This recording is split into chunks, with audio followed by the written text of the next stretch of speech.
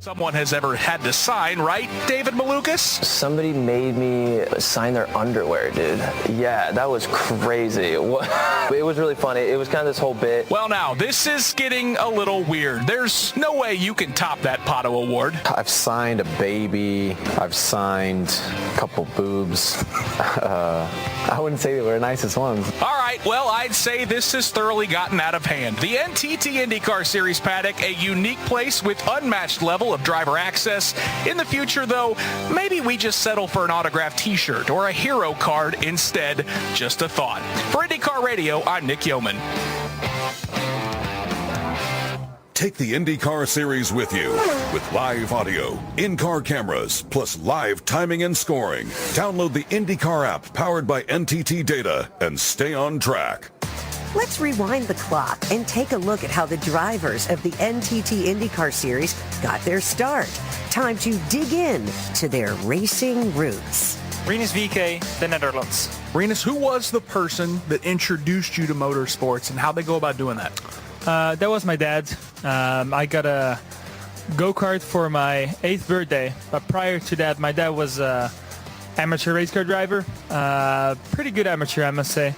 We actually raced against each other a few times, but yeah, I was just hooked with racing. It was my dream, and I got a go-kart for my birthday when I was 8. Now, who won those races between you and your dad?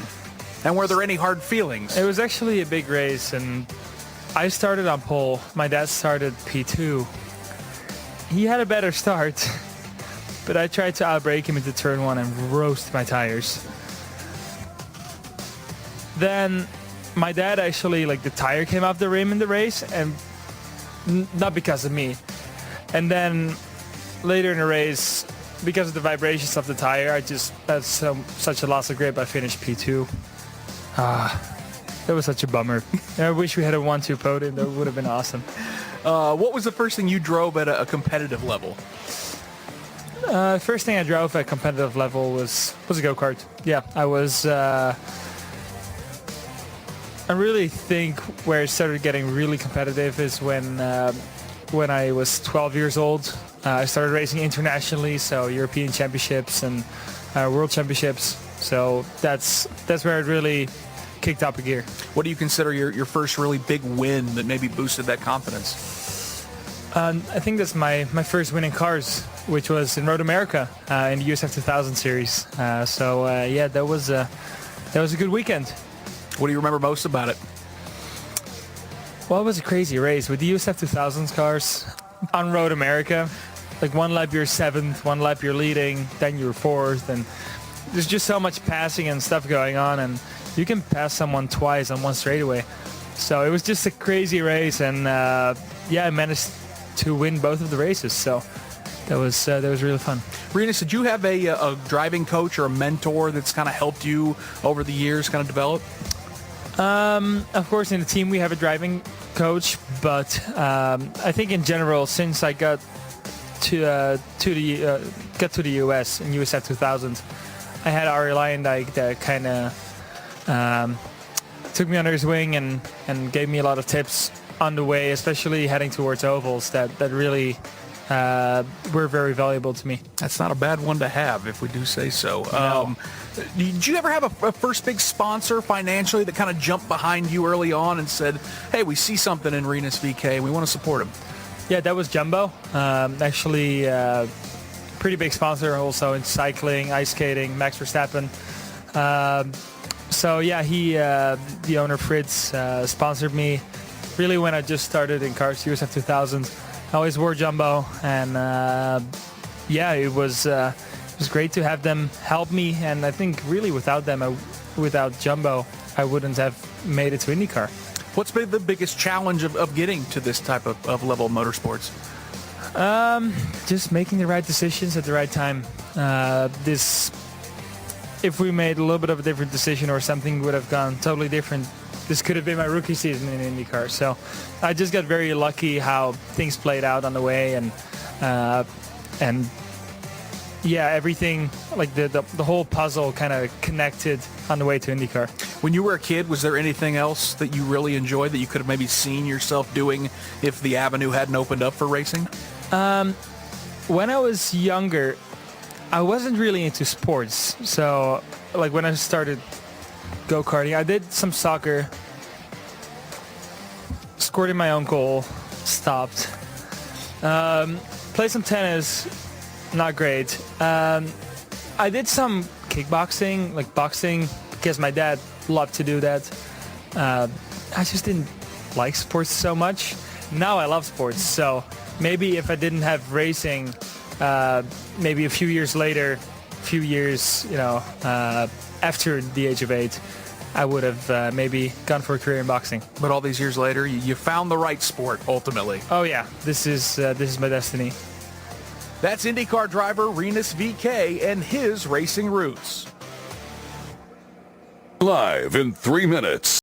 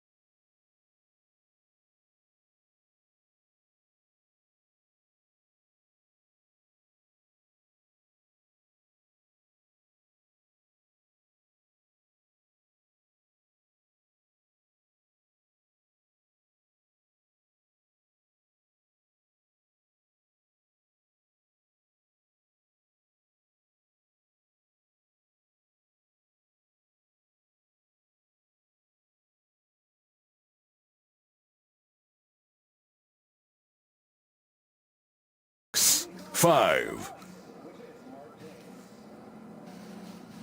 This is the NTT IndyCar Series. With live coverage of today's practice, this is IndyCar Radio, powered by Only Bulls. Children's of Alabama Indy Grand Prix. Powered by Amherst, Mark James, Davey Hamilton, Alex Wolf.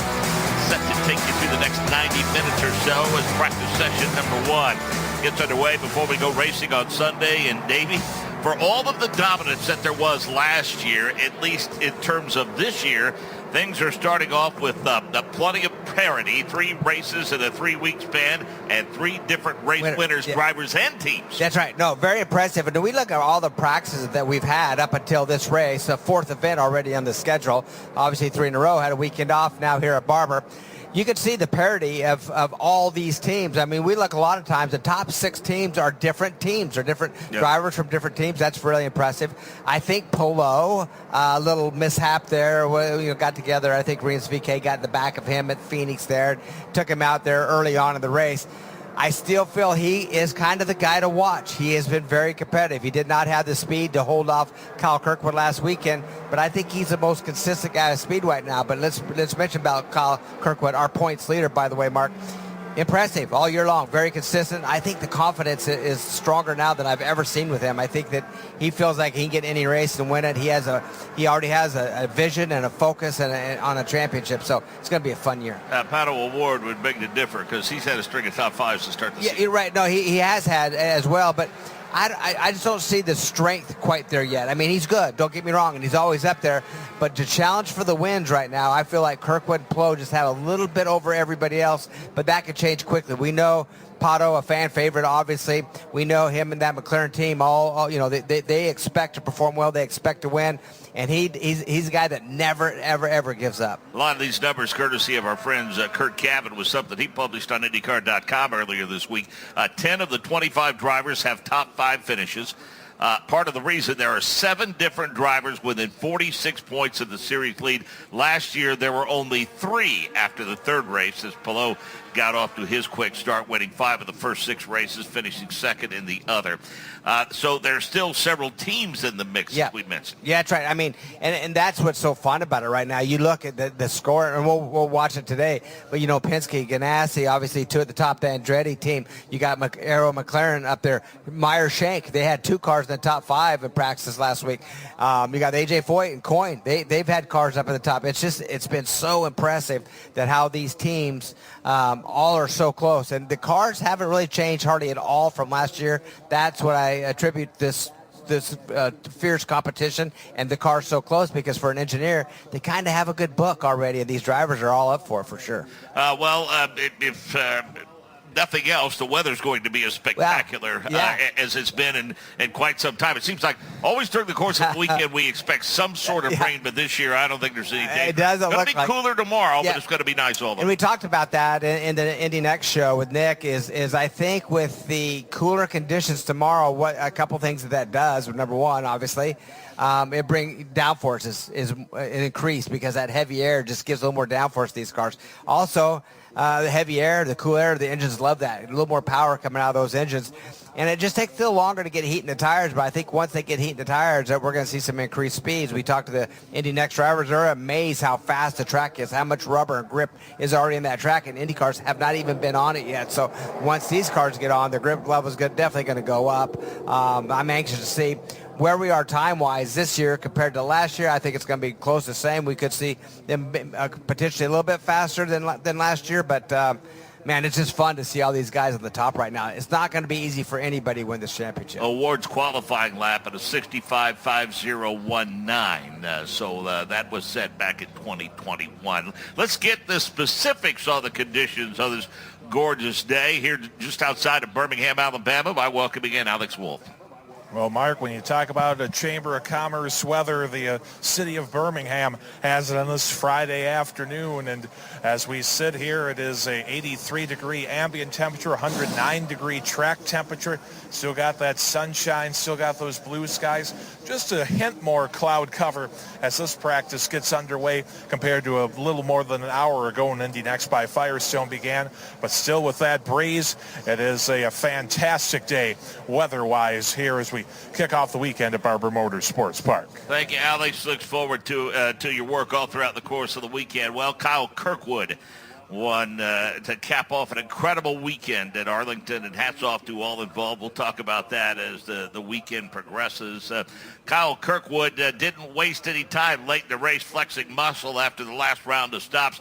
He went underneath Alex Palou from a long distance in turn 13 near the end of lap 55, and he made the daring pass, stick for the lead. We caught up with Kyle Kirkwood earlier today to talk about that pass. It was completely on accident. No, I'm just kidding. Everyone's been asking me, was that on accident? Did you mean to do that? And it's like, yeah, of course I meant to do that. But honestly, we were just really fast. We caught him in a handful of laps at a very rapid pace, about half second, 4/10 of a lap quicker. And once I got close enough to him in turn 10, that was kind of like the indicator, okay, on the previous lap we were so good on the brakes in 14 that I just got to pounce now, because now's the time to kind of catch him off guard. So that was really the thought process. And he's someone that's extremely aware, right? So if he would have seen me get as close as I knew I was going to get to him in turn 14, he was going to start defending. And you just can't, it would have been very hard to pass around that track. I raced Palou earlier in the race. I couldn't pass him when he was defending, even though we were so much faster. And quite honestly, I was like, you know what, this is close enough. We were a lot better on the brakes, and I just went for a lunge, used a lot of overtake out of 12 down into 14. And made it stick. It was a bit of a little bit of a risk versus reward thing, right? Because it was a late lunge, pretty deep lunge, but it was necessary, right? Like we need to get wins on road courses or on street courses, but we need to specifically not let Palou win on street courses, which he's already done this season. So yeah, things like that are just going to play a huge role in how our championship is decided. So yeah, a little bit of risk versus reward, but necessary. Palou held on to finish second. Will Power completed the podium. Marcus Ericsson, Pat Award complete the top 5. Parity in that race, Davey. I mean, Kyle Kirkwood led 16 laps. Alex Palou led 16. Power led 16. Marcus Ericsson, his first career pole, he led 15 laps, and Felix Rosenquist led 7. You know, and I think one thing that has changed on the street course, Mark, you have to run the alternate tire 2 different times. It used to, like here, it'd only be one that you have to run that alternate tire. And then it's your choice after that. You just run the alternate and primary one time. I think it changed strategy a lot. Will Power really, I think, put together a solid run.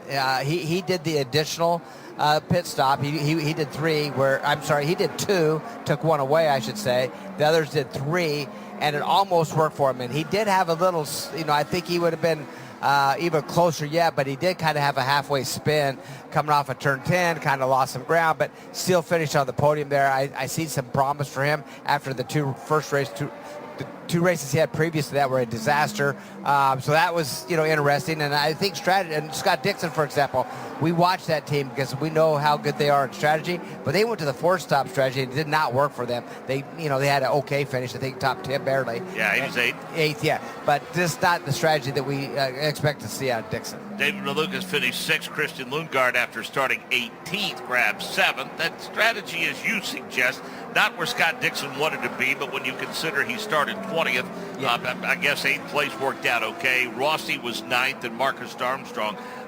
completed the top 10. Highest finishing rookie, Larry Foyt, had to be happy with Kyle Collette. He soldiered home in 12th. Yeah, no, really good run by Collette as well. I mean, I think that AJ Foyt team, they were on the pole in the Indy Next with Tulio and then Santino and Collette both had some speed throughout the weekend. Santino had a little issue at the end. Went off course in turn 10, lost some ground because I think he was a bit in that 8th spot at that point. But, Collette, being a rookie in this series, first time with that AJ Foyt team, had to be really ecstatic about that finish just because they're hard to come by. 40-minute session, then we'll divide the field in half, and they'll get 2 12-minute sessions. That's the way the practice sessions on these road and street courses are divvied up. And a bit of a change, as you alluded to briefly in your comments a few minutes ago. Of course, on those street circuits, we have mandated that 2 sets of alternates be ran in the race. Just back to 1 set. Talked to Kyle Moyer for 1 with Errol McLaren, and he says doesn't really think it'll be that much of a factor. It won't be that big of adjustment for them. He said because the alternates seem to be the preferred tire around here lately. And if you look at history, the alternates are the tires to have here, so I expect them to put those on at the end. If I'm going to run this race going right off before they even get practice in, and I'm going to start with the primary tire, then I'm going to go to the 2 alternates to finish this thing out and make it a 2-stop race. So I think he's right. We'll see what happens here in this practice. We also, in this practice, we have a tire allotment as well, and we see a lot of these drivers not even going on track at this point right now. I think what we have 14 cars. Oh, they're really split in half. I'm sorry, it is split in half. No, this is this is the full run. I'm sorry, this is the all-skate. So they're just waiting to kind of get that free time. We see Palou not even in his car. A lot of these guys really just not going out because of the tire allotment.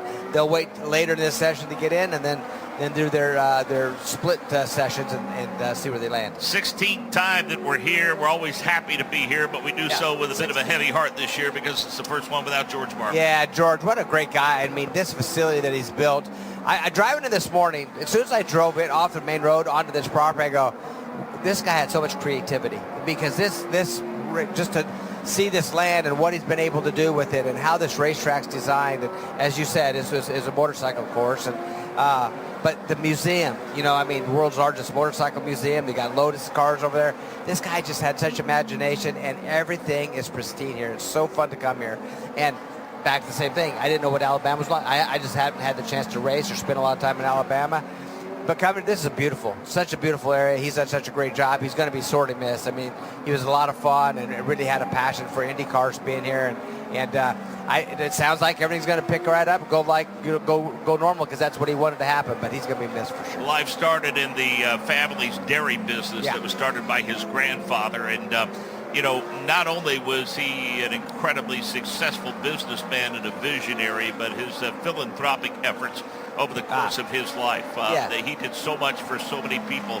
And while he never married and never had children, anyone that ever came in contact with George Barber, especially those, I don't know that he ever probably called anyone who was with him an employee. They were all part of his family. All part of the family, exactly right. Well, you see Children's of Alabama. That says it all. That's a prime. I mean, he loves, not only in this state, but other states around the world, helps kids out. He had a huge heart for the young. And like I say, he's done so many things that we don't even know about. I'm blown away. This is our 16th time at this facility. It just seems like, if you would have asked me, I would have said this is our 6th or 7th time without looking at the record. But first time we came here, we were all very skeptical because of the fact it was purpose-built for motorcycles. Yeah, but, the beauty of it is that, in those early days, as soon as the IndyCar Series left here, the folks with this racetrack sat down with the IndyCar Series and said, okay, what do we need to change? What do we need to fix? We want to make the product better. Yeah, that's right. And there's only really one thing that continues to be a challenge, and that is a really small pit lane. It's very narrow. It's very short. But the racetrack itself, I remember my first time on it and going, man, how's this going to work? It's going to be fun. If it's not going to be fun.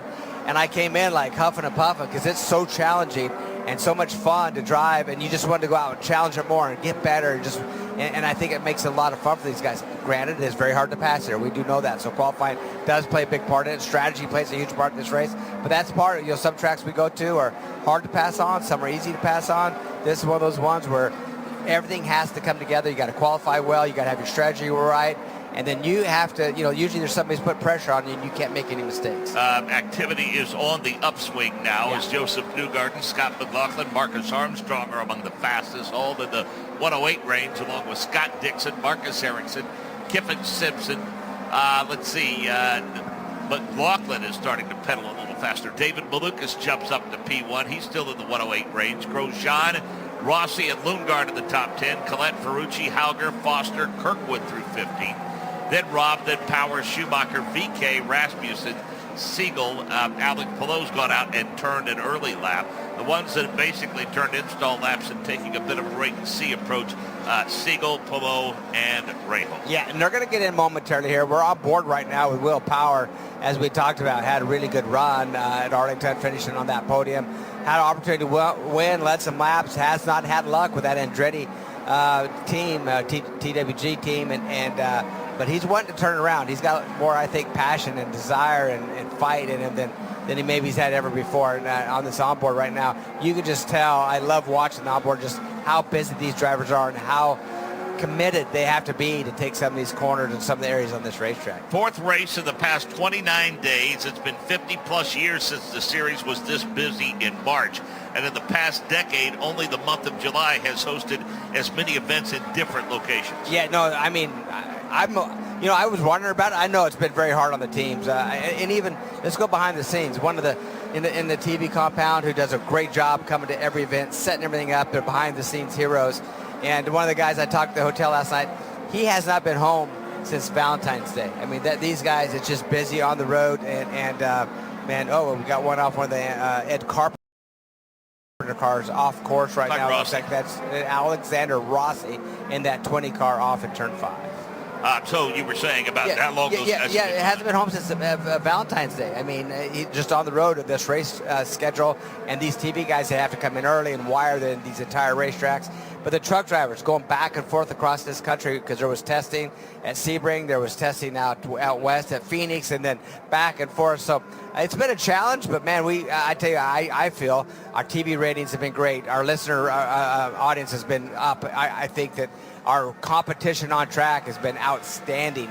And I think it's really strong for the IndyCar Series. And watching Alexander Rossi, I thought that he went a little bit hot, but he really didn't. He went in and the car went up high. He pulled off. It looks like the car may have just shut off. I don't know if there's a hybrid issue there or what's going on, but it seems like Alexander Rossi's car just quit. Drivers never forget where they won their first race, so it only makes sense that this is a special weekend for one. Alex Palou, we caught up with him earlier today. I still remember like if it was just a couple of weeks ago. I remember I was starting third. I was super excited to start up front. And suddenly we were on a fuel-saving race against Dixon and Power. So I was like, man, I don't know if we're going to be able to pull this off. But we did. One of the best days that I can remember. Obviously, it's the first day that I realized I could win an IndyCar race. So, yeah, it's always going to be a day I'll remember with a lot of love. And as we're 3 races into the season with so much success over the last 5 years, do you find yourself maybe comparing where you were 3 races in the championship years to this year? Or is it always about focusing forward? Yeah, no, normally not, and especially not against last year. Like, I think it's so tough to compare it against last year. So normally, I never compare year to year. I also tend to forget about the previous years very quickly. I think at the end of the day, who cares about last year or 2 years ago? We just need to do the best we can this weekend and this year and try and fight for as many races as we can. But yeah, just every year changes so much you cannot really compare. That's our Alex Wolf, who caught up with Alex Palou earlier today. And of course, McLaughlin and Palou have been the track's recent masters. They've won 2 of the last 5. But Team Penske overall, they've enjoyed it here. Joseph Newgarden has won 3 of the past 10. Andretti Global driver Will Power won 2 races while driving for Penske, and he is a 4-time pole award winner here at Barber Motorsports Park. That's part of the 71 poles. Yeah, only 71, right? Another record breaker Only in our 71. series. Yeah, more than anybody else in the series. And don't be surprised if he doesn't do it again. I know he hasn't been on a pole for a while. And, you know, Will even tell you, he goes, you know what, he has 71 poles, he has all the wins, he has all, you know, Indy 500, but you never know when the next one's going to be. And that's where he stands. He fights as hard, like he has to win a race like it's his first one. Let's go back to Alex Wolf for an update on Alexander Rossi. And as the 20 team waits for that machine to get back to the pit lane, the preliminary reports for Alexander Rossi is it's a fuel pressure issue for the Sierra Java House Chevrolet. So they're going to get that car back in and try to diagnose that fuel pressure issue for the 20. Yeah, and give it a look-see for sure, and hopefully get him back out very, very soon. Yeah, that makes sense because it did shut off. It's obviously fuel pressure did drop. The fuel pumps in these race cars, Mark, they're not external. They're not on the engine. They're not easy to change. They're inside the fuel cell. Very, very difficult to get those pumps changed and replaced in the amount of time that, matter of fact, if that's one of the things that's bad, he will not make any more laps in this practice. Well, Davey, we talked about coming here to Barber Motorsports Park and the heavy heart we feel at the loss of George Barber, a shocking loss. When it was announced that the passing of Jim McKellion, the Acura Grand Prix of Long Beach. I had a chance to talk to Jim McKellion in Texas a little over a week ago, and he was as excited as he probably was the very first time they hosted a race in Long Beach 50 years ago. Yeah, you got to remember, that's right, 50 years ago, he started the whole Long Beach tour and all the races that have been there, Formula One through Champ Car, IndyCar Series. As well, we all were able to see him there in Arlington. Looked great, sounded great, was super excited. Had the scooter all gassed up and everything. Yeah, had it ready to go. Smile on his face. Matter of fact, I'm doing the PR for that race here coming up next week. And, you know, every time I went out there, I've done it for years for him. He's always asked for me to come and do that, which is an honor. And I'm going to miss him. I mean, we always were able to sit down and really kind of catch up because it wasn't race weekend yet. And talking to Arlington, say, hey, look forward to seeing you in a few weeks. And unfortunately, that's not going to happen. That's 2 promoters we've lost in the IndyCar Series, which is very, very sad. And hopefully there's no more because, you know, the promoters are a key part of our series. That's obviously. just odd that, you know, for years he served as the president of CEO and was going to, after this race, take on a new role with the organization now that Penske Entertainment has that event, and was really excited about that role and excited about continuing to work toward the success of the Acura. Well, and I loved it for him because anytime you run an event so long and to have somebody like Roger Penske come in and want to purchase your event and keep you part of it. At 83 years old, I thought, man, you got life made now. Everything's all uphill, and unfortunately, didn't get to really enjoy that. And man, I'm still just shocked, honestly, that how great he was. just a few weeks ago, and a week later, after we all seen him, that he passed on. Two huge losses for sure. It really is. I mean, gigantic losses for our sport. The great news is both those guys have everything in line. Right. Penske taking over at Long Beach. Obviously, Mr. Barber here has a staff of people and a crew knowing exactly what he wanted. The vision's still the same. We'll continue to come back here. And this facility, most importantly, will just continue to grow and be like George's dream. Well, for the first time this season, dealing with pronounced, rather noticeable elevation changes on a race course, more than we've seen through the first couple of events. There's no doubt about that. So let's start at the start-finish line. Take us on a lap here around Barber Motors. You know, such a fun racetrack, no question about it. Turn one, as we talked about, so high commitment. Every corner here is basically blind, and starting with turn one, as you cross that start-finish line, it drops off downhill drastically. You can't see turn one until it's there. You don't lift very much here. You really try to drive that car to the apex of that corner. We see a lot of guys slide off. They don't quite make it. But then they're off the throttle just trying to, the car goes in yaw because they're getting ready to go for turn two, which means turning from left to right really quick. The car loses so much grip. You go through turn two and turn three through that carousel. And then just kind of trying to get back on the throttle, trying to keep that car turned. But as you come off turn three, I mean a steep uphill battle into turn four. You go through turn four wide open on new tires, maybe not every lap. And even though we've seen the Starver race where Joseph Newgarden lost grip on the top of that hill and spun out. Very tricky. Then you go down a short straightaway into turn five, another blind corner, drop off again into turn five, into Charlotte's Web. It's really a 180-degree corner. You just same thing, kind of a double apexer, trying to get on that throttle.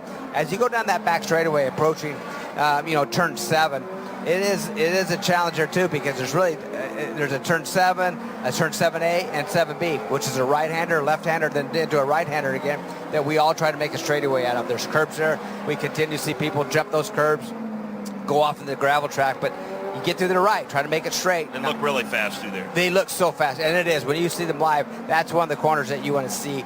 And going into turn 8, coming on that back straightaway, pretty darn important, because you need a good run off there going down into turn 9 and 10, which is a left right-hander. It doesn't look like it on a track map. It doesn't look like when you're live that you get through there wide open. But these guys somehow get through there wide open. And then going down in turn 11, another one drops off. You want to drive all the way to the apex of turn 11 too, as it ramps uphill really quickly. More load between turn 11 and 12 than anywhere on this racetrack. Really hard to turn over 12, and it's going over a hill that you cannot see where you need to have your run out, where you want to be on the top of the track. Easy to run off there. Then wide open into 13, and then that's back to lift again, kind of like the roller coaster down in turns 2 and 3. Just kind of let it kind of glide through there, try to get it turned as best you can in turn 14, and then there's a sharp left-hander. See a lot of guys go off there too coming on this final straightaway. I think turn 13 seems to be where a lot of drivers can really smooth out that lap and gain speed. Yeah, that is, because if you can hit it just right and be wide open to that corner, which it doesn't seem right that you're going to that corner wide open, especially when you see it or you're on track, and you can get that car to stick and just kind of let it go glide really through the turns 14 and 14A. Man, that's key. You can make up a lot of time. One great thing about this facility too, Mark, that I'm going to bring up, you could go the entire way around this speedway and watch from different angles of this racetrack and see it all. They have shuttles that are continuously going around this racetrack. You could hop on one, and throughout this race, you can see every corner. And I don't know if there's one that you don't want to see, because it's so impressive the speed that they go through them. Team Penske continues to flex some muscle in the early part of the session. No one in the 107s yet, but Scott McLaughlin's flirting with it. He's at a 68.090. Malukas, Palou, Kirkwood, Newgarden inside the top 5. Then Paddle Award, Armstrong, Lundgaard, Dixon, and Roman Grosjean through 10th. Will Power 11th. Kiffin Simpson 12th. Rinus VeeKay 13th. Graham Rahal 14th. Marcus Ericsson 15th. Rossi 16th. Then 17th, Ferrucci, Rosenquist, Rasmussen, Dennis Hauger. Then it's Nolan Siegel, Stingray Robb, Louis Foster, and Mick Schumacher. So now we've got all 25 cars. All cars have made laps. I'm interested with Mick. Mick, I gave him a really high grade for Phoenix. First time ever on an oval. Qualified 4th on that really tricky 1 mile oval. Not easy to qualify there. Did a really good job. And I think he didn't have the finish he wanted. He fell back in the race, obviously. But you know what? To finish his first oval, and the first time he actually finished the race, because he didn't have any luck at St. Petersburg. And I think he did a good job. And now, I seen an interview that he did. He's super excited about the next 2 races. That was here because it felt like it had a little bit of European style to it. And then Indianapolis Motor Speedway on the road course there, which definitely has a European style to it. What he's more accustomed to, I know he's on the bottom of the charts right now, but I think as he runs lap around here, we might be impressed where he ends up on the speed chart. We'll have to wait and see because it is very tricky and very challenging here, but I think everybody's keeping an eye on Schumacher. How about a follow-up on Alexander Rossi? Well, no fewer than 10 to 12 crew members had descended on the 20 car for Alexander Rossi. 6 of them had the front cover off, and with speeder wrenches in hand, made changes to the front springs and shocks on the Java House Chevrolet. But now about 6 crew members, maybe 7, making adjustments on the rear engine compartment area, especially along the right side where the side pod would be, trying to fix and to diagnose that fuel pressure issue that they had earlier in this session. So they're still working feverishly to try to get that 20 car back out. And once they get that engine fuel pressure issue solved, they've also made some adjustments to the ride, the comfort, if you will, at the front end of the machine. And Davey, it was announced earlier today that organization continues to grow because they have tabbed Hunter McElray as a reserve driver for ECR. You know, and I think we see that a lot here lately, to have these teams are so competitive. And, you know, you really have a high commitment to these teams, to their sponsors. When you have a sponsor and they expect that car to be in every race, and just in case something is to happen, they want a driver around. We've seen Prema do it. We see Arrow McLaren do it. They want to have that backup driver just in case something happens to one of their guys. Well, Ted Geloff, part of that ownership group at ECR, and earlier today we caught up with one of their drivers, Christian Rasmussen, and asked him about the influence of this new ownership as all part of ECR. Yeah, it's been great having Ted and the whole Heartland food group on board with ECR. I think he's really starting to change things around the team for the better. Brought a lot of professionalism that I think that, you know, to become a professional or as good of a businessman as he has, you know, you have certain traits, and I think he's brought that into the team with good effect. And obviously, you know, the monetary part of it is obviously big. You know, it's giving ECR as a team some opportunities that we haven't had in the past for development of everything, and to hire new talent into the team. So all that together, I think, just helps elevate the team. Slowly, obviously, Rome wasn't built in a day, and you know, you don't go out from, you know, competing in the midfield to winning races every weekend, one year to another, but we're taking the steps in the right direction, and I think we are moving in the right direction too. So we'll continue down that road, and I think ECR has great potential for the future. And Alex Wolff is caught up with Hunter McElray. Alex? Well, certainly some exciting news for Hunter McElray. We see the ECR uniform on you. And so, Hunter, first off, congratulations on the announcement today with your association with ECR. Thanks. Yeah, it's awesome to be part of the team officially. Obviously, I've had a couple of tests with them, which have been really nice, and I've really enjoyed working with them. So it seemed like the natural fit was to make something official, and yeah, looking forward to the future with them and what that holds. Sort of what was the process like with those test sessions, how those came about, and then this reserve driver position that you now have? Ed just asked me if I'd be interested, basically, and it was a pretty easy answer on my end. So kind of simple as that, really. Obviously, you don't really want to get, you know, in the way of these times either. So you want to be helpful, but also not unhelpful. So just trying to kind of feel it out. It's my first time doing this as well, but no, just super happy to be with the team, like I said, and they've welcomed me really nicely. A long, hard road to get to this point. You really impressed in that start a couple years back with the Dale Coyne at Toronto. Just sort of talk about those emotions. We talked about it during that weekend, about that journey you had, and now to be fully integrated and involved with a quality team like ECR. What's sort of the emotions? Are you pinching yourself?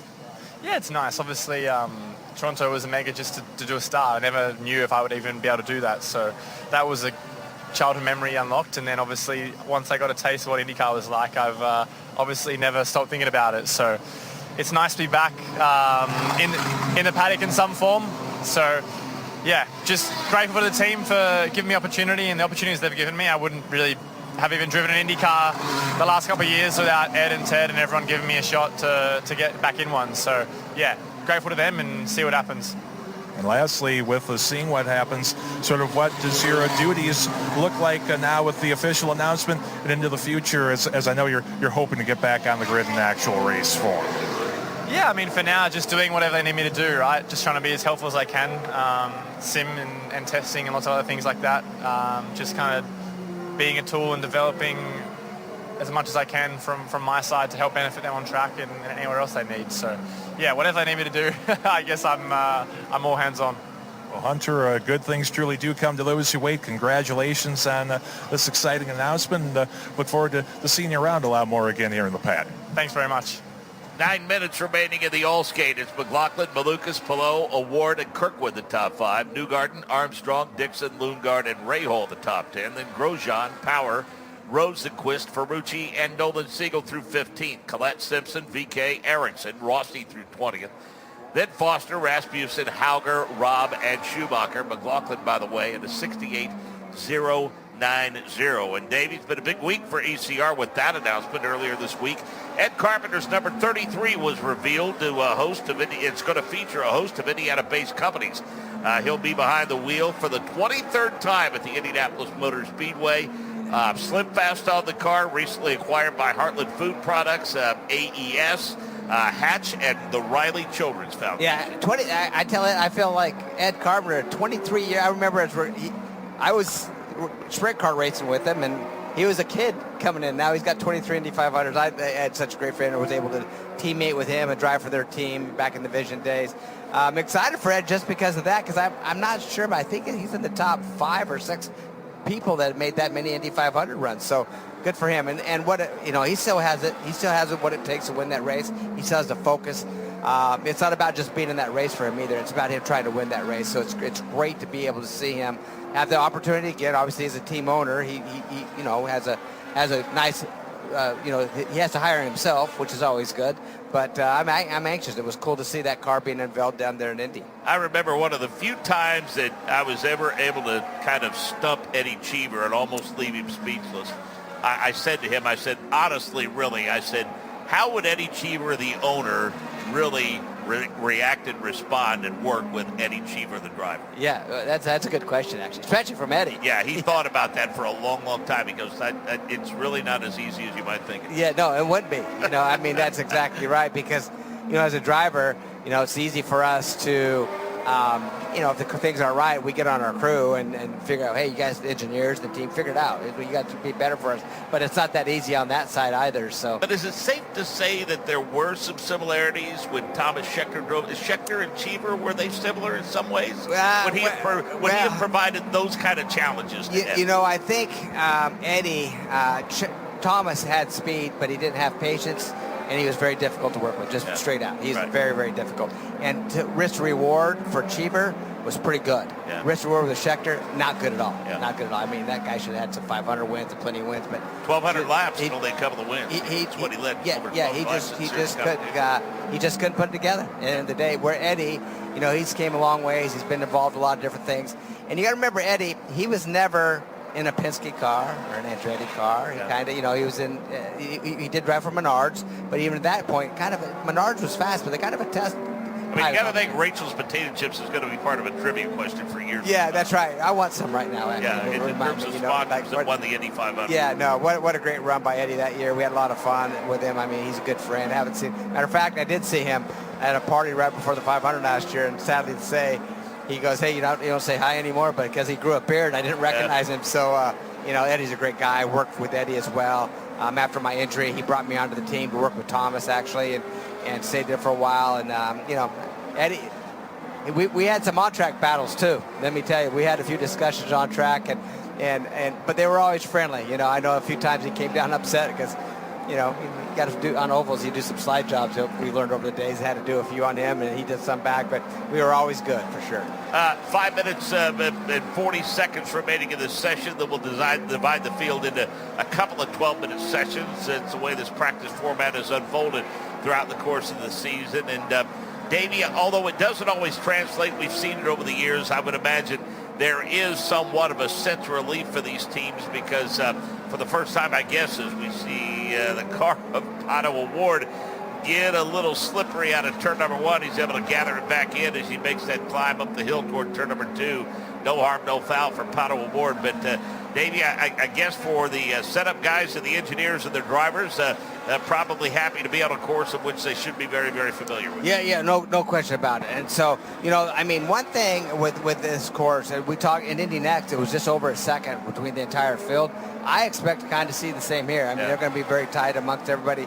Pretty much everybody's been here. We talk about Schumacher, our friend Marco Pruitt just sent me a text to talk about that. They did an engineer change over there at Ray Hall Letterman, so that could take a little while for everything to gel back into that situation again. They seen maybe where an engineer and the driver may work better together from one driver to the next, so we'll see how that works out. Right now, he is at the bottom of the chart. I expect that to change throughout this weekend. But there's always things behind the scenes that sometimes we don't know about, and that's what makes this sport so fun. Watch the PNC bank machine work its way around here, and although he's been a frequent visitor to the podium, Scott Dixon's never been to the top step here. Amazing, right? I mean, and Scott, he hasn't had the year that he wanted either. We know he can still win races, but it is the same thing with the record that he has, all the championships he's had, and all the wins. And then you have a guy like Palou come on your team, and the last 5 years just really kind of dominate our series at the end of the day. That's hard on Scott too. He wants, he knows he's getting older. We know, his career is shorter than it is longer. I expect him to be here for a long time, not like he's going to go away. But that's another guy that I think maybe he's putting a little too much pressure on himself just to finish well. I honestly do. But we know he can still do it, just like Will Power. Matter of fact, we've seen Will and him. They're probably the two oldest guys in our series right now. And he's been doing it at a high level since he was 18 or 19. I know. It's unbelievable how long he's been doing this.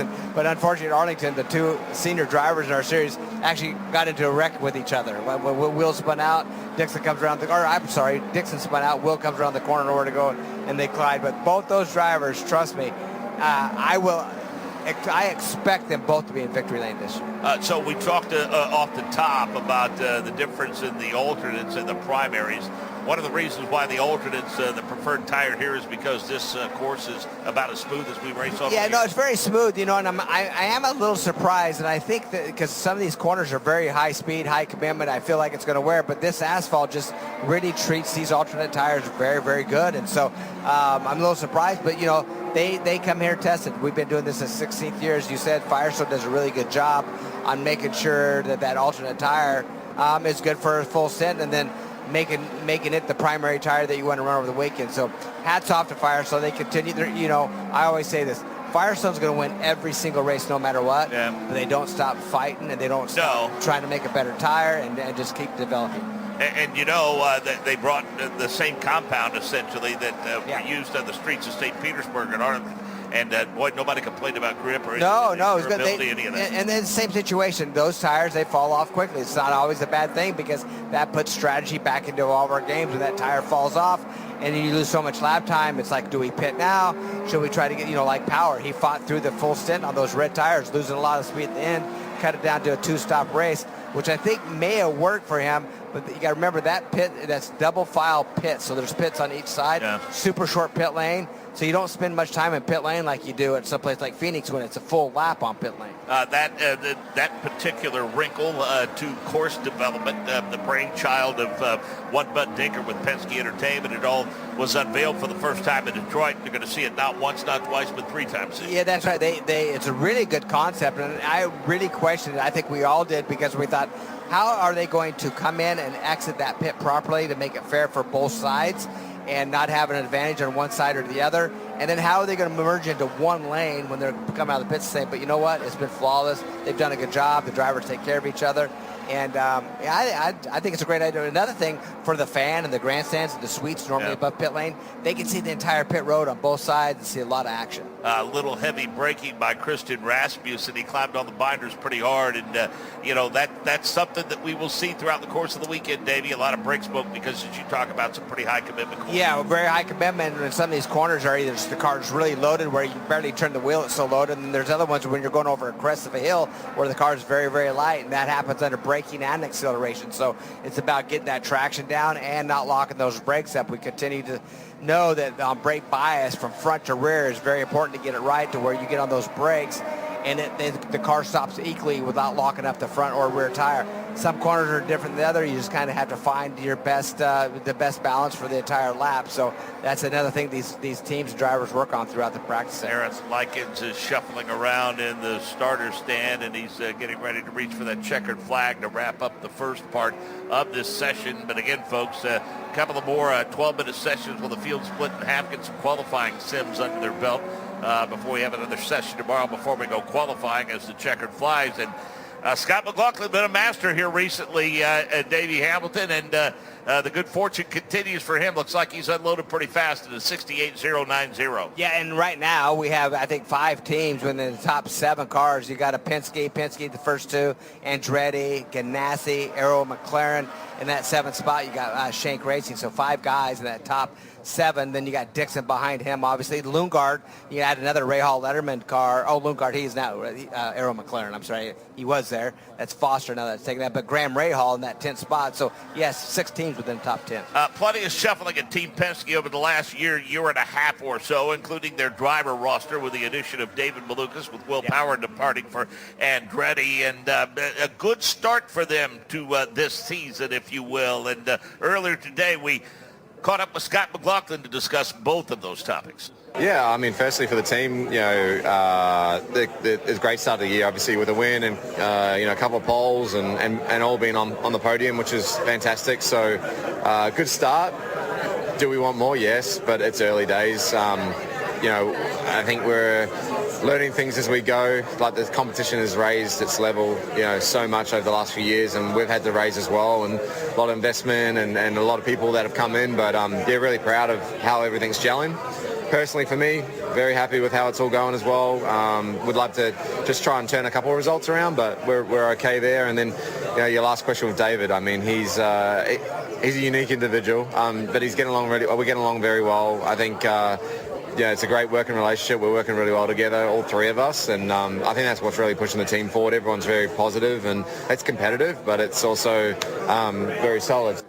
I mean, some significant departures from that race team over the past year, especially with their driver Will Power and Tim Cindric and others. But I think what we see with their success and the reshuffling of their personnel, just the kind of depth that they enjoyed at Team Penske. Yeah, and that's one thing that's very key. We talk about this a lot, too. When you have teammates, it is about beating your teammate. But the most important thing, it's about working together to get your cars all the best out of that team.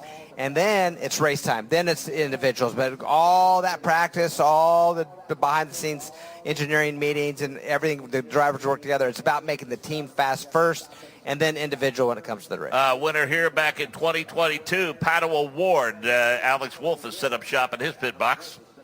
And he is making some wholesale changes, the 5 team is. They had the front cover off, made changes to the front shocks and springs. They have the rear wing off, and they have had a half dozen crew members descend to the back of that Papaya in a black machine, the Chevrolet for Arrow McLaren, and they are making changes at the rear end with the suspension and also the shocks and springs on the back end of that car. So changes on both ends of the 5 for Palou Award. And I would imagine Davey might be more commonplace considering where we are now, maybe working on those qualifying. I mean, how much is that setup going to change? So now what happens is they have a balance now. They're going to put that alternate tire on in this session and find out what it really does. I think this is the session that they're allowed to do that. And that's going to be their qualifying runs. That's where they're going to really find out how fast they go. They got clear racetrack, and that's going to be part of it. And another thing I want to say about how competitive these teams are, we talked about the 6 teams in the top 10. We'll just go one more to 11, the Grosjean with coin. That puts 7 teams in the top 11 cars, 7 different teams. That's impressive. Yeah, it's interesting to see some of the names at the top of timing and scoring off to a pretty good start all in all for the weekend. I mean, Graham Rahal, 10th fastest. Romain Grosjean, as you mentioned right there. Rinus VeeKay is there. Power, Rosenquist, they're searching for speed. Ferrucci is 15th fastest, and Siegel, Collette, and Simpson. But again, your top 5, McLaughlin, Malukas, Kirkwood, Palou, and Award. Any concerns in terms of the setup, given the fact that we might see a 20-degree temperature drop from today to tomorrow? I think so. I think that setup will be what downforce level do you want, because it's going to increase. Are you going to take some out of that car? Are you going to get the ride heights up just a little bit? Because with the additional heavy air, with that cooler temperature, it should it should give them a little more downforce, so make sure that it's not dragging bottom. Then after that, just find the balance change. What is that weather going to do to the balance change? And these teams all pretty much know it. I mean, they know kind of what to do with this weather. They're so good. The engineers, they keep track of every little thing. They'll go back to their notes and they'll look at this racetrack and look at the temperatures they had before and kind of evaluate where they are today from today's session going into tomorrow's session with the cool temperature. Kind of a late start to our day today, but we will get started bright and early tomorrow morning at 9 o'clock local time, 10 Eastern. Indy Next qualifying, and we'll set the stage and set the field for race 1 and 2, Davey, a doubleheader weekend. Yeah, they've only had 2 races this season. I should say only. It's still early in the season, but they've had 2 races. Now they're going to double that up just this weekend, and we were talking earlier on the show. I think it's really a critical weekend for the drivers that have had not the best of luck to really turn their luck around here, because they have 2 opportunities to kind of catch up to that lead pack. But those leaders, knowing that they got maybe some of the strength and some of the fast guys towards the back, want to make sure that they continue to have good luck and try to stay ahead of them. I know it's not the points, it's too early for the points championship, but this could be a race with this doubleheader to really kind of set a pace and set a form and what we're going to see throughout the year. I know they don't make pit stops, but let's face it, tire management is key for them as well, because a 35-lap race tomorrow and a 30-lap race on Sunday. Yeah, that's right. So I love it, because this really teaches these drivers tire management to make sure it's really easy, especially for the guys up front, just to want to get out and go and just go as fast as they can. Well, meanwhile, some guys may be in the pack and they're not trying to go slow. It's just they're in traffic. They just they're slowed down because the car's in front of them. But as the race comes later on, the balance of those really good cars come to play. The tire wear comes to play, and some of these guys maybe even 10th from 10th place on forward have that opportunity to really catch those leaders that really try to check out, burn their stuff up. We're just about ready for group number 1 to go out and get their 12-minute session underway. We mentioned that schedule tomorrow. That Indy Next race will take the air at 11:55 local time, and then at 1:30 tomorrow afternoon we'll have qualifying for the Firestone Fast 6, and then coming up on Sunday, we'll have a final warm-up session at 9:05, and then at 9:55, Indy Next race number 2, and then, believe it or not, take the air for pre-race festivities around 11:30. One of those places, you enjoy it each and every week, but I would imagine you enjoy the challenge being the fastest seat in sports. It's a lot of fun. It gets that blood going. I'm able to give rides throughout the weekend and really learn the tracks. Helps me in this booth too, Mark, just to find out, how it is and where their areas are, maybe bumps or the grip level or just how hard it is to get around some of these racetracks. It definitely helps, but it's always a lot of fun. Always have some cool celebrities in the fastest seat, and it's a great opportunity to be able to do that. We don't discuss probably enough the 200 seconds of total time available with a maximum single duration of 20 seconds. Does push to pass really figure that prominently into the race strategy? Yeah, you got to use it. And, well, when I say you have to use it, it's always good if you're the leader not to use that thing. And as guys try to catch them, they're using it. So at the end of the race, that's where it really plays into effect. And you got to remember, we have 2 really good things that on our cars. One is the hybrid power. That there's some additional power through our hybrid unit that doesn't last very long, but it recharges throughout the race. But as you said, that push to pass, track like this, not as important as some of the longer, like we were just in Arlington down that long straightaway. It works there much better than on a short track like this. But, anytime you could gain that push to pass, and by the way, you can use it in qualifying, Mark. So by yourself out there, get some clean laps, use that push to pass as much as you can to get that ultimate speed. How much more does this track, because it's so big, does it really grip up over the course of a weekend? I'm a little surprised because it normally does, but after some of the comments from the Indy Next driver going, they're really blown away how much grip the track already has. It will, as these Indy cars make laps, it's definitely going to grip up. But what happens, it gets to a point where it doesn't grip up anymore and the rubber's built up enough where it actually starts peeling it off. That's what we call the marbles. The marbles start generating on the outside of the track. And that's not good when it's starting to peel that rubber off the racetrack. So it gets really fast, and then it starts slowing back down again because of too much rubber on the racetrack. So this session underway, and we see Alex Palou among the first takers. He's in that minute 10 range, but we would expect that to be around a minute 8 or quicker. Yeah, no, they're just getting going right now. He is on that primary tire still. Clear track ahead of him, going down through turn 13 right now into turn 14. we have to, you know, I'm sorry, that was Lundgaard I'm on board with, who has the primaries on, but we have a shot of Palou as well, going off at turn 3, going up that back straightaway. Rossi has turned a lap. He's at a minute 10, 6.66. Palou at a minute 10, 8.46. Rasmussen, Graham Rahal in the 1:10, 6.07 range. Rahal, Rossi, Palou, Rasmussen. Stingray Robb is currently 5th fastest. Kyle Collette has cleared that timing and scoring. But that's down, what, around 12, 13, Davey, is where that timing is. Yeah, that's right. It is. It's in between turns, basically right in turn 13 or right before 13, in between 12 and 13, allowing them to cross that timeline and to be able to come in pits. Doesn't waste a lap that way, clears the track off. So during all practices, that's where it's at. 7 times the pole sitter has won this race. Pretty important to start up. You know, that's a stat that we really need to pay attention to, because if you have a new pole sitter that hasn't won a race, you know, they know that as well. And, you know, I always look at all of our drivers, no matter what series that we're talking about, whether it's IndyNext or IndyCar, and I always feel there's drivers that have a lot of pressure put on them to make sure they perform well, to make sure they continue in their series, and make sure they come back. And right now, those drivers I feel have a lot of pressure is back to Grosjean. You know, he stepped out a year. He didn't race last year. He has the opportunity to get back in that Del Coyne car. I think that he really wants to prove that he belongs in this series. He wants some results. We've seen how hot he was right off the bat in that Del Coyne car. Then went to Andretti and just didn't have the luck that we thought he would. And so mostly, and then I think Schumacher, I think at the end of the year, I'm not saying that he won't be here next year, because I think that he would be if he really likes the series. But I think there's a little pressure on him personally to really do well, to show that he belongs here, that he's a fast racing driver, and that he could compete in this series.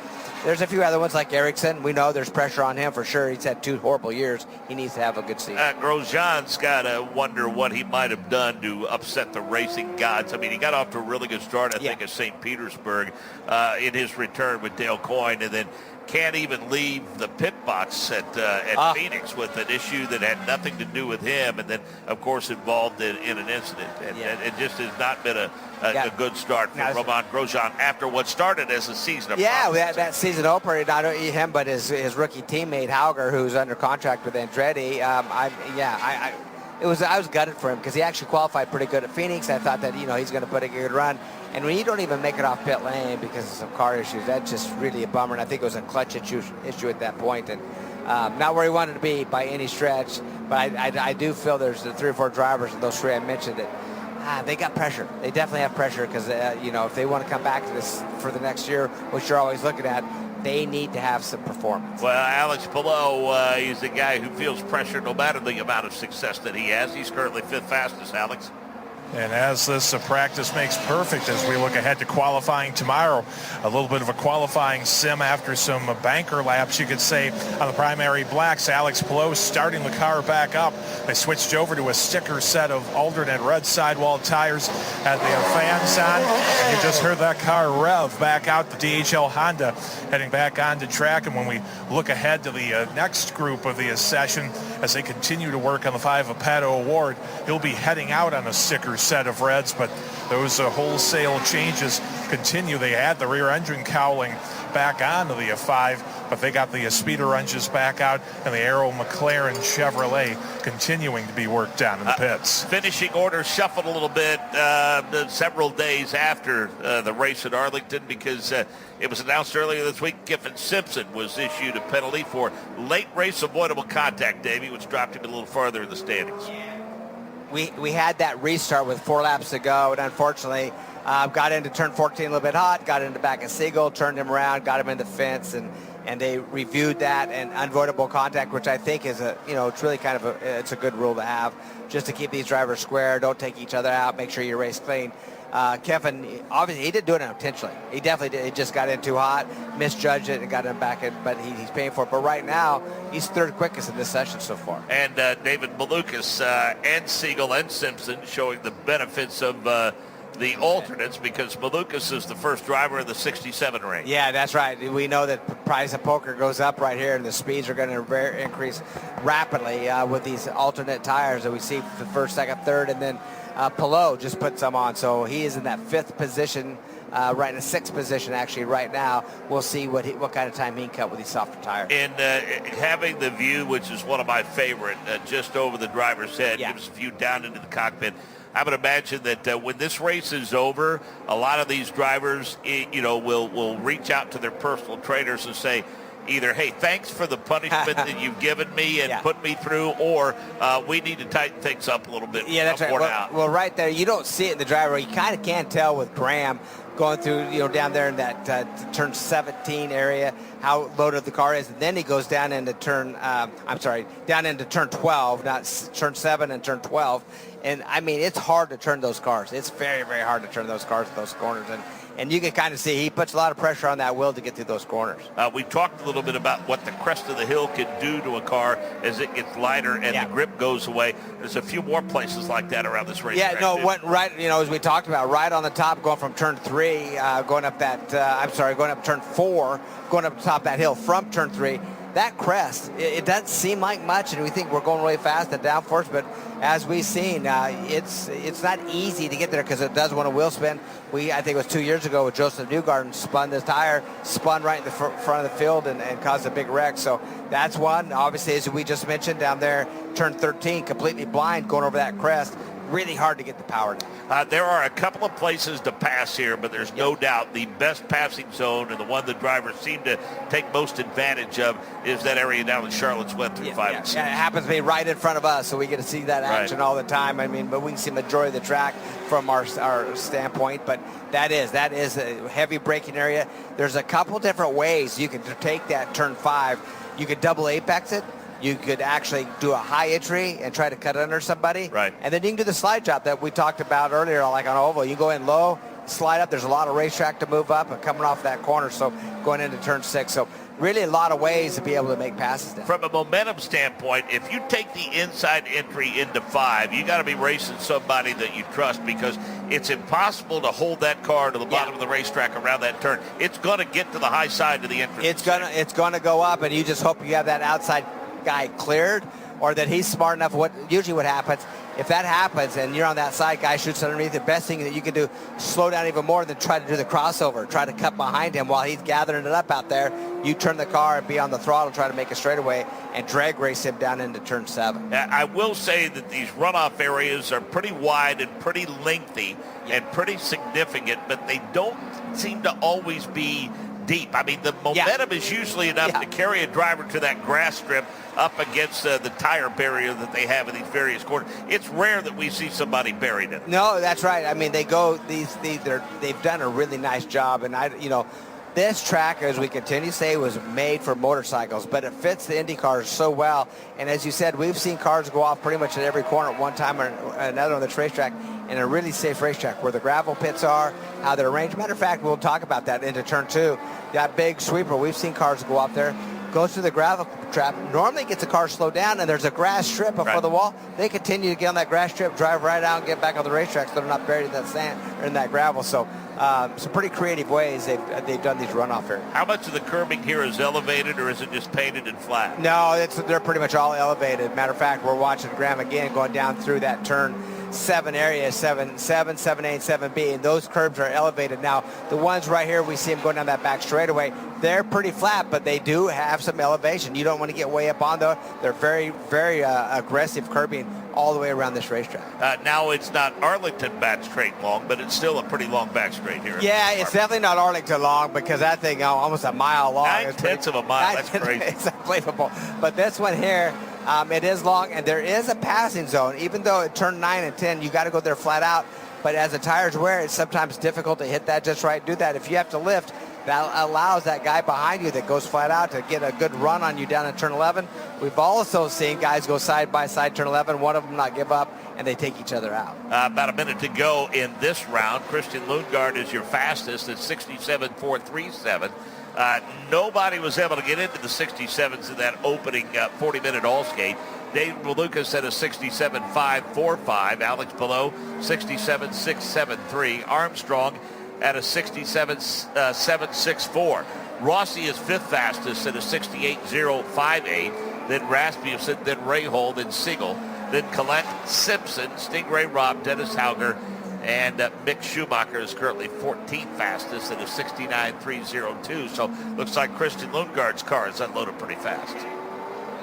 Actually, really fast. Good run by Lundgaard. We've been talking about that team and just how good they are and how much they're getting better and better and better. And that's impressive. I think for sure that's the first time we've seen them on top of the board for quite a while. Yeah, and a little bit of shuffling within that race team as well, as Kyle Moyer's now calling. Yeah, Kyle Moyer, obviously he's no stranger. He knows how to call races and get things done, and he's a powerhouse. I think Lundgaard, we expected him already to be in victory lane. I think that he really pushes Pato a lot. I think that's another, guys with pressure. I think Siegel, we got to throw him in that realm. I think Siegel has a lot of pressure on that Earl McCarter team to really start performing.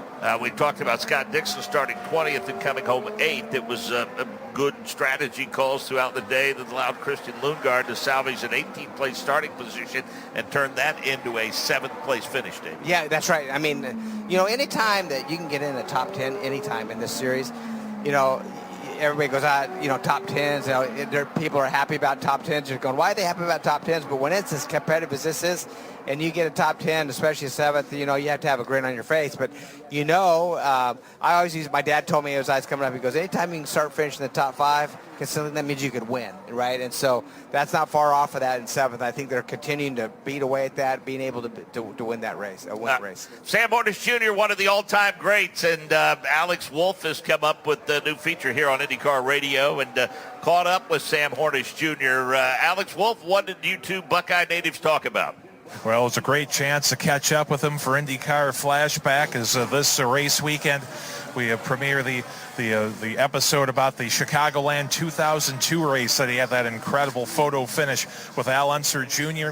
And we cover quite a few topics with Sam, the 3-time series champion, 2006 Indianapolis 500 champion, talking about that race, the rivalry with Team Penske that Pennzoil Panther Racing had during that 02 season when Penske made the jump from kart over to the IRL. And we also just talk about his prowess in those pack races on mile-and-a-half tracks, and really a lot more to delve into with Sam Hornish Jr. It was great to talk with Paul Kelly and go through that race with some sound bites, some highlights from IndyCar Radio, including a guy that was pretty excited and enthusiastic on that pack racing out on the backstretch at Chicagoland.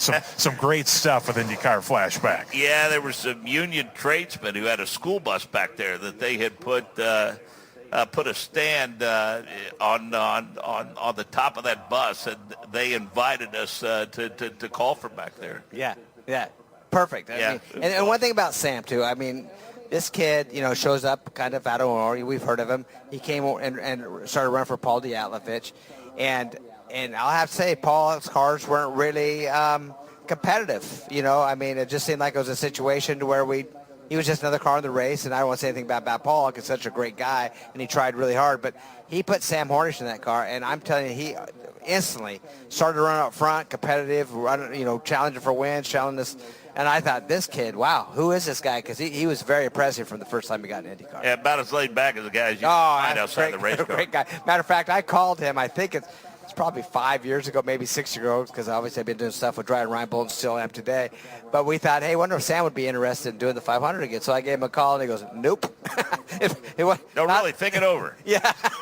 it was point blank. Nope, not interested. So. And you can find that, by the way, Spotify and Apple Podcasts, along with all kind of great programming. That's IndyCar Flashback, and you'll find all kinds of great stuff there. Again, Spotify and Apple Podcasts. That's a great feature, and I know that Alex is enjoying that trip down memory lane, and good friend Paul Kelly a part of that. That's a pretty cool feature. That's a fun time, wasn't it, brother? Yeah, no, it's great times. We had a great time, great part of IndyCar history, obviously, and great being part of it. And guys like Sam, it was always a pleasure to race with him. Let's find out how happy Marcus Armstrong is with his effort so far today. Marcus, a top 5 in that split session. A lot of folks are chasing the balance of their cars. How about the 66? 66 car feels pretty balanced. Feels good, feels fast, feels all the rest of it. So there's no reason why we can't lap everyone like Palou did last year. Well, we certainly look forward to seeing what you can do with that, and also the physicality of this track. Is there really any place that you can take any time off to really breathe on a lap? It is physical, but it's good. It challenges us, and that's a good thing. So, yeah, I like these high G-load tracks. It tests us in a good way.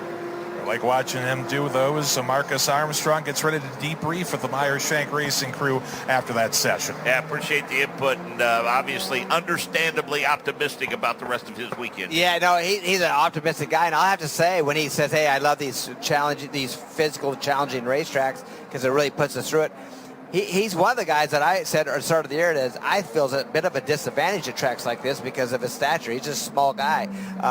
Same with Santino Ferrucci, and there's other ones that are just really small guys that don't have that physical stance like we talk about Graham Rahal, Newgarden, some of these guys that they're bigger. But I mean, their personal trainers, though, really put them through. Oh, no, they're prepared, but you know what? It's just like going to a UFC fight. Is the big guy going to win or the little guy? Yeah. You know what I mean? That's why there's weight levels. And I just think as a driver, you can only get so strong being a little guy. They'll never out-arm wrestle Joseph Newgarden, I don't think, or out-bench press him. But it's not just about the muscle. It's about the endurance, about the breathing, and about the cardio side of it, too. So they can win, don't get me wrong, but I do feel there could be a little disadvantage for some of the smaller guys on these high downforce racetracks. Clock has started on this second session as drivers go out and continue to ply their trade, and before long they'll get through about a handful of laps. About the 4-minute mark, we saw cars starting to come to the pit. Yeah, that's right. Put on those alternates. Yeah, that's right. They, this is kind of like qualifying. Yeah. Sim for them, what they'll do is they'll go out on these primary tires, get a balance again to see where their car is, see if it's the same as it was the first practice session. And then when they put their alternates on, they're going to go out and obviously do a qualifying sim and see what changes. See if the car stays the same balance-wise, or if they have to do some wing changes or some shock or spring changes to get the balance better for that alternate tire. And that's what it's all about for this session.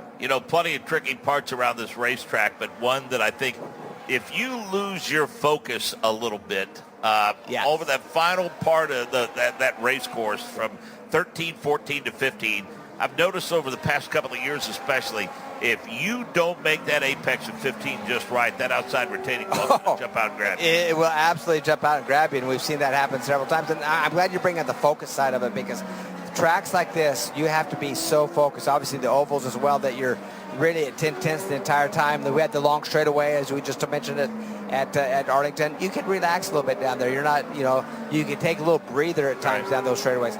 But a track like this, we talk about how physical demanding it is. Well, I think physical strength means mental strength as well. And so if you start getting tired, what's the first thing that goes? Mental strength.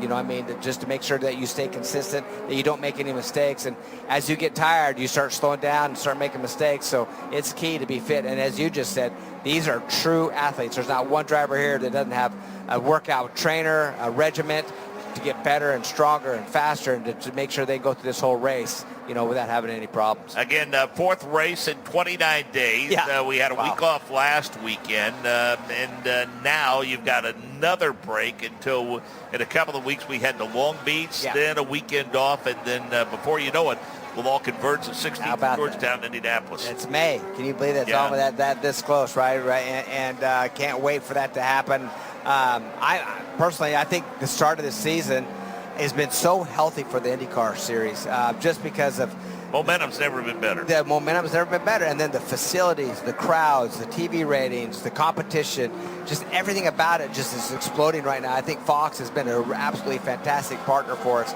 I feel the car itself, it really races well. I know at Phoenix, we were basically 2 seconds off track record pace there, but what a fantastic race. I mean, we were wondering if they're going to go 2 wide. No, forget that. They were going 4 wide at times there. And so I just think our package is really good. So proud to be part of the series. And really, between Dallara, between Firestone, between Honda and Chevrolet, and this series, really having such a solid package, it's just hats off to all of them. And I got to go back to that Phoenix weekend, because I think everybody from the IndyCar side and the NASCAR side, I think everyone walked away from that weekend feeling really good and saying, you know what, if we need to do this again somewhere, we can. I'm glad you brought that up, because it sometimes gets overlooked because it's the first time. But in our pit area for our race, there was a lot of NASCAR drivers down there, and then on the other side, a lot of the IndyCar guys stayed and watched the NASCAR race the next day. We're in pits, some Scott Dixon to the Penske team, and a lot of guys, really were interested in the other side of the motorsports. But most importantly, the fans showed up for all of it. They showed up no matter for Saturday at our race, Sunday at the NASCAR race. I feel like that was such a huge opportunity to really kind of crossbreed those sports a little bit, and the fans, a race fan's a race fan, and a lot of times it doesn't matter if they're fendered or not, but to be able to go there as a fan and be able to see both is outstanding. Timing and scoring indicates a handful of drivers have taken to those alternates. Kyle Kirkwood among them, the Arlington winner at a 67.412. And he finally won on an oval last year, the master of a street course already. And we talked to him about diversifying his portfolio and winning on all forms of tracks here in the NTT IndyCar Series. It's not any different. Quite honestly, I feel comfortable on ovals. I feel more comfortable on road courses, if anything. It's just our performances haven't been that great on road courses in recent years. So this is a weekend to try and prove it, right? I think I've grown up on road courses. My whole life and career has been based around road courses, so there's no reason why I shouldn't be as good on these circuits as I am on street courses. So yeah, only time will tell them. Yeah, good stuff from Kyle Kirkwood. And, Davey, I think he's, over the last year or so especially, really shown his versatility on just about any sort of racetrack where the NTT IndyCar Series competes. No question about it. I mean, it's a situation where we are on everything. And I always say this, that in the IndyCar Series, that it takes the best driver in the world to win this championship because we are on street courses, road courses, short ovals, big ovals. It takes it all to really be a champion in this series, and there's no other series that really does it like we do. So Kirkwood is P1 at a 67.412, then Award is 67.415, Will Power at a 67.881, Erickson at a 68.001. So, Davey, we talked about the prowess that and the muscle that Andretti flexed at Arlington. It appears as though that they're poised for another good weekend here at Barber. Yeah, not stopping, is it, right now with Kirkwood? And how about the Aero McLaren cars? Lundgaard fastest in that first session. Palou Ward second quickest in this session, so pretty darn impressive. Actually, Kirkwood going to the top, or staying at the top. Award, Lundgaard still, so McLaren adding the two groups together, those McLarens are second and third. Yeah, so it's if you want to look at them combined right now, it looks like Kirkwood, Award, Lundgaard, Malukas, and Palou. So it's in this session with about 6 minutes remaining or so. It's Kirkwood, then Award at a 67.412 and a 67.415. And then Newgarden, Power, they're in the 67s. The 68, Erickson, Schumacher. He's pedaling a little faster on those alternates. He got up to sixth fastest. Then Collette, Ferrucci, and the 109s, Rinus VeeKay, Scott McLaughlin, Romain Grosjean, Louis Foster in the 110s, and Felix Rosenquist in the 117s.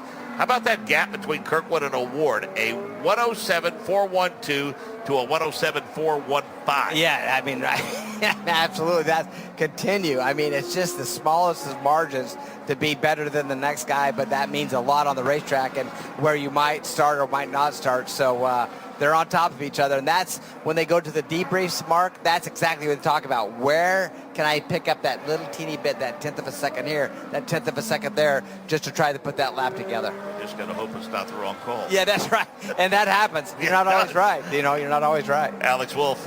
With just under 4.5 minutes left in this split practice session, Felix Rosenquist heading out on a sticker set of the alternate red sidewall tires. We saw Kyle Kirkwood come back in for a once-over and a few adjustments around the suspension area on the 27 for Andretti Global. He's going back out on those reds. Pato Ward has come into the attention of his crew. Scott McLaughlin pulled out, so starting to see the crossover from the blacks to the reds late in this session. And one thing, because of how smooth this racetrack is, Davey, we won't have any conversations like we had with Elio Castroneves last week about how they had to do a radical rise of that race car to get it up off the ground at Arlington because of how bumpy it was. Yeah, I mean, when you, like we talked about, they did such a great job building that facility, and they went and ground the track, but you just never know. It's still a street course, and it really looked smooth on the track walk, but and let me tell you, it wasn't bumpy compared to a lot of places we go to. It was pretty darn good, but it's still in the day. It wasn't Belle Isle bumpy? No, Belle Isle or Nashville, or I mean,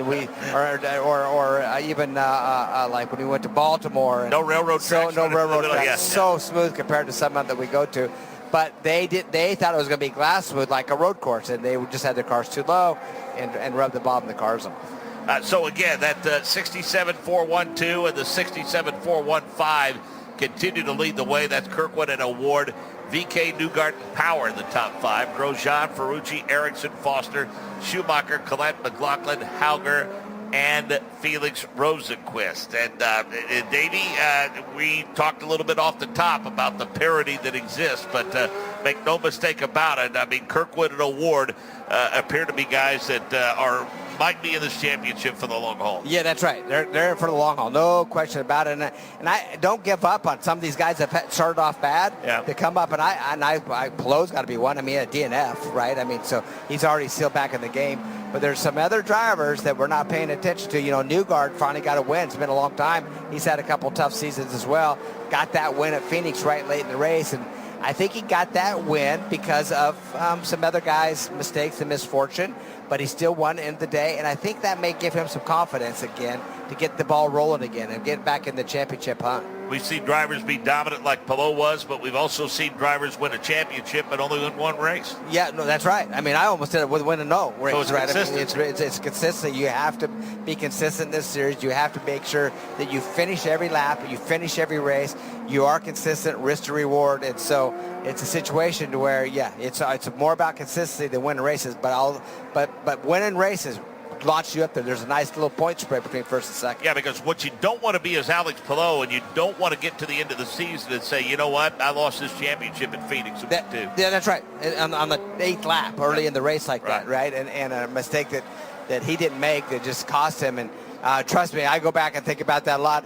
Sometimes you think more about the races that got away or the point championships that got away than the ones that you won. And I promise you that most drivers will tell you that, because when you win and things go your way, you celebrate. You're happy for your team, your sponsor, yourself, everybody involved.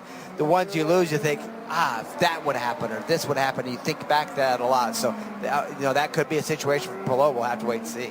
Pretty good day all in all for these race teams, Davey, and some of them are probably going to pull into the pits now with 45 seconds remaining in this session, but incredibly clean. I mean, we had apparently fuel pickup, fuel pressure issue for Alexander Rossi. We had a couple of offs, which we always see here, but really nothing to be concerned about. Yeah, I mean, they're doing a really good job, and I think it's back to, as you just mentioned, we've been here so many times. They test here. This is one of the open tests they have during the year that they really, or I don't think it's open test. It's one of the ones that they could choose. A lot of teams do come here. And it's a situation where these drivers are, they're comfortable with the track. They know the limits, and they really work on getting that, the car just a little bit better for the weekend. As we see right now, as you said, with 6 seconds left, McLaughlin, McLaughlin looking good in that Penske car, Kirkwood, Pato Ward, that Aero McLaren car, Newgarden, VeeKay, another good run for VeeKay in that 5th spot, then Power in 6th. Scott McLaughlin with a pole and a couple of wins here, Davey. Clearly, this is a place he loves. He loves it, no question. I think this is an area here where he says, "Okay, I'm going to get my win in. It's going to be right here." I think he's very confident that he's going to do it. He has a fast race car right now. All the Penske cars seem to be fast, but it's back to strategy. You can have the fastest car and not win. You got to make sure you have the right strategy to go along with it. McLaughlin at a 67.384. We told you about Kirkwood's 67.412. Then Award with a 67.415. Newgarden at a 67.560. VeeKay at a 67.710. Will Power at a 67.881. Then Grosjean is 7th fastest. And then Santino, Ferrucci, Ericsson, Rosenqvist. So, Davey, the top 10 all in that 67-second range. Yeah, that's exactly right. So, these times, and I think they're going to drop again tomorrow. I think when qualifying comes, these teams are going to go evaluate what they did on these red tires, make the cars a little better, and be quicker, for qualifying tomorrow. Santino Ferrucci, as we mentioned, 8th fastest after this session, Alex Wolf. Santino, he had a chance here in this session. They have all skate in the split session. Obviously a track feel, and they have 14 car on it. Yeah, I feel pretty good. Homes for Troops Chevrolet feels fast. We made some big steps forward today. I think, we're really focused in on qualifying. Our race pace has been really good all season. We just haven't had the best of luck, unfortunately, so far. But, I feel like we made a good step today. Things to work on for tomorrow, and see if we can't get back in that Fast 12 and then eventually the Fast 6. And that would be close in the window on both compounds. I feel like we're close in the window on both compounds. We have a harder time starting on the red tire than we do the prime tire, but all in all, it's not bad. The tires are very similar across the board, so Firestone's been really consistent on that side of things. Chevrolet power feels good, so just out here trying to raise some money for Homes for Troops today and throughout the weekend. Appreciate your time, and we'll see you tomorrow. Thank you. Yep, good stuff. Santino Ferrucci, 8th fastest in the session. We gave him the top 10. Foster, 11th. Hauger, 12th. Schumacher, 13th. And Kyle Collette, 14th. Don't forget a busy day tomorrow, 9 o'clock local time, 10 a.m. Eastern. Indy next qualifying for races 1 and 2. Then at 10:05, the final IndyCar practice session. Then 11:55, Indy next race number 1, a 35-lapper. And then we'll wrap our day up at 1:30 local time, 2:30 Eastern, with knockout qualifying and the Firestone Fast 6. The director of IndyCar Radio is Chris Pollock. Also helped with production today, or on-site engineering and production, courtesy of Rick Evans. For Nick Yeoman and Alex Wolf and our driver analyst, Davey Hamilton, this is Mark Jane saying so long for now from the Children's of Alabama Indy Grand Prix.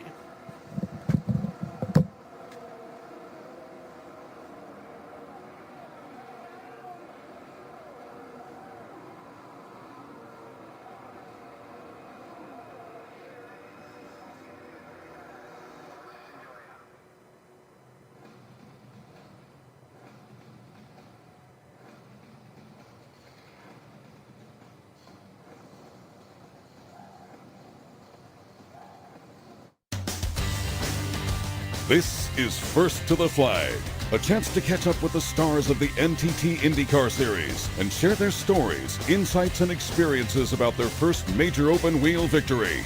Here's Nick Yeoman. Hello, and thanks for joining us for a special presentation from the IndyCar Radio Network. I'm Nick Yeoman.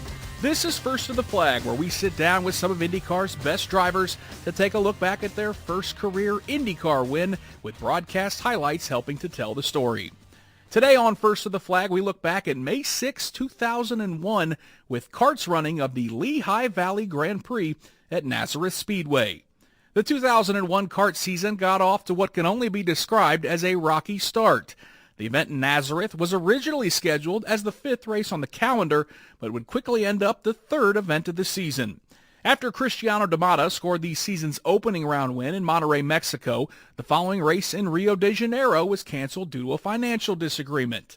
Helio Castroneves would take Team Penske to victory lane in early April of 2001 in the annual Toyota Grand Prix of Long Beach, but another cancellation would loom at the end of the month, this time at Texas Motor Speedway. Driver safety concerns would be the reasons, as the speeds and G-forces drivers felt around the mile-and-a-half oval had reached a breaking point. As the schedule transitioned to the 9/10 of a mile oval in eastern Pennsylvania, one of the men to beat in kart was no doubt Kenny Breck and his Team Rahal squad, who had placed 4th in the championship the year prior.